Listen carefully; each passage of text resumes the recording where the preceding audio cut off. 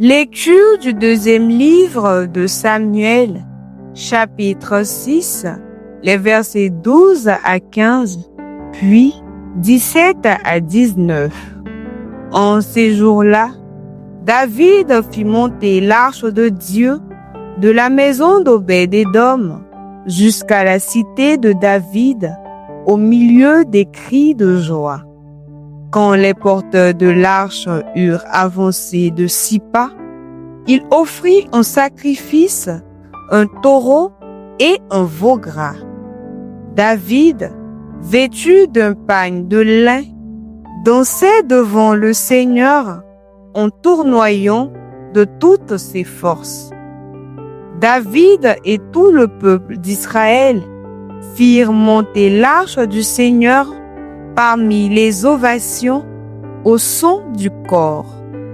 Ils amenèrent donc l'arche du Seigneur et l'installèrent à sa place au milieu de la tente que David avait dressée pour elle.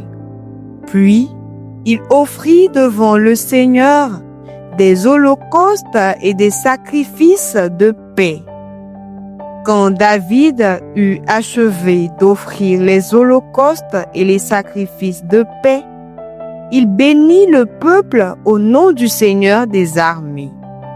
Il fit une distribution à tout le peuple, à la foule entière des Israélites, hommes et femmes, pour chacun une galette de pain, un morceau de rôti et un gâteau de raisin. Ensuite, tout le monde s'en retourna, chacun chez soi. Parole du Seigneur. Psaume 24. Qui est ce roi de gloire? C'est le Seigneur. Portes, levez vos frontons, élevez-vous, portes éternelles, qu'il entre le roi de gloire. Qui est ce roi de gloire? C'est le Seigneur. Qui est ce roi de gloire?